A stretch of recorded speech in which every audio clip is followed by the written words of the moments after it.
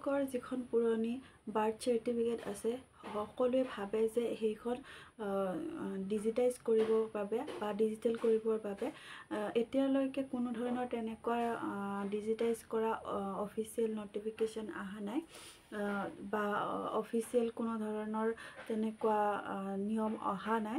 তথাপিও কোনোবাই যদি নিজৰ পুৰণি বাৰ্থ চাৰ্টিফিকেটখন ধৰি লওক বেয়া হৈ গৈছে বা কালাৰ অকণমান বেয়া হৈ গৈছে, তো সেইখন যদি ডিজিটাইজ কৰিব বিচাৰে তেনেহ'লে কেনেকুৱা প্ৰচেছত কৰিব বা কি ধৰণে কৰিব লাগিব সেই বিষয়ে আজি ভিডিঅ'টোত আলোচনা কৰিম।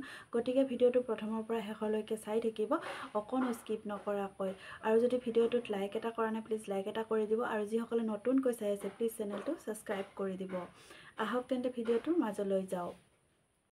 পুৰণি যিখন বাৰ্থ চাৰ্টিফিকেট সেইখন ডিজিটেলাইজ কৰিবৰ কাৰণে কোনো ধৰণৰ এনেকুৱা মেণ্ডেটৰী কৰা নাই। তথাপিও আপোনালোকক জনাই দিওঁ, যদি কিছুমানে কৰিব বিচাৰে যে কেনেধৰণেৰো কৰিব লাগিব, তাৰ কাৰণে আপোনালোকে কি কৰিব লাগিব সেই প্ৰচেছটো এতিয়া আপোনালোকক ক'বলৈ ওলাইছোঁ। যিখন পুৰণি বাৰ্থ চাৰ্টিফিকেট আছে বা আপোনাৰ লগত যিখন আছে সেইখন আপুনি য'ৰ পৰা ওলাইছিলে, PSO হওক বা যোনখন হস্পিটেলৰ পৰা আপুনি ওলাইছিলে, তাত গৈ পেলাই আপোনালোকে সেইখন চাৰ্টিফিকেট দেখুৱাব আৰু লগত আপোনালোকৰ নিজা যিখন আধাৰ কাৰ্ড বা পেৰেণ্টছৰ আধাৰ কাৰ্ড লৈ যাব, নথিপত্ৰসমূহ লৈ যাব আৰু তেওঁলোকে তাতে জমা লৈ ল'ব।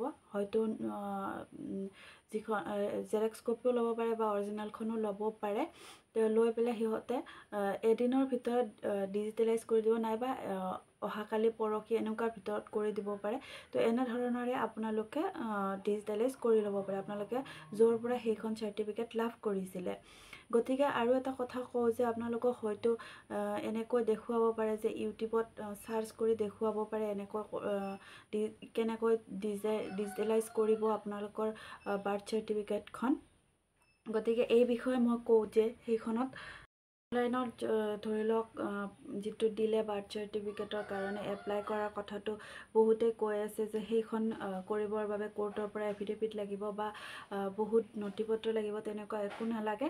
অলৰেডি আপোনাৰ ওচৰত এখন অৰিজিনেল ডকুমেণ্টছ আছে বাৰ্থ চাৰ্টিফিকেটখন, যিখন আপোনালোকে চৰকাৰী হস্পিটেলৰ পৰা পাইছিলে। গতিকে সেইখন লৈ পেলাই আপোনালোকে ডিজিটেলাইজ কৰি ল'ব পাৰে। আৰু যিবিলাক অনলাইনত দিলে বাৰ্থ চাৰ্টিফিকেট, ধৰি লওক যেনেকুৱা 6 বছৰ ওপৰ হৈ গৈছে, দেৰি হৈ গৈছে, তেওঁলোকৰ বাবে এপ্লাই কৰিব পাৰিব, কিন্তু আপোনালোকৰ নালাগে। তো এনেধৰণৰে আপোনালোকে এখন ডিজিটেলাইজ চাৰ্টিফিকেট ওলাই ল'ব পাৰে। আৰু তাৰ বাবে আপোনালোকৰ হয়তো কিবা এটা ফিজ ধৰিব পাৰে, 50 টকাৰ পৰা 100 টকাৰ ভিতৰত। সেই ফিজটো দি দিলে আপোনালোকে নিজৰ যিখন ডিজিটেলাইজ চাৰ্টিফিকেট সেইখন লাভ কৰিব। গতিকে আজি এই ভিডিঅ'টোত এইখিনিয়ে আছিলে। গতিকে আপোনালোকে চাই কেনেকুৱা পালে জনাবলৈ নাপাহৰিব। আজিৰ ভিডিঅ'টোৰ পৰা বিদায় লৈছোঁ। নতুন এটি ভিডিঅ'ত লগ পোৱাৰ আশাৰে আজিলৈ আহিছোঁ। ধন্যবাদ।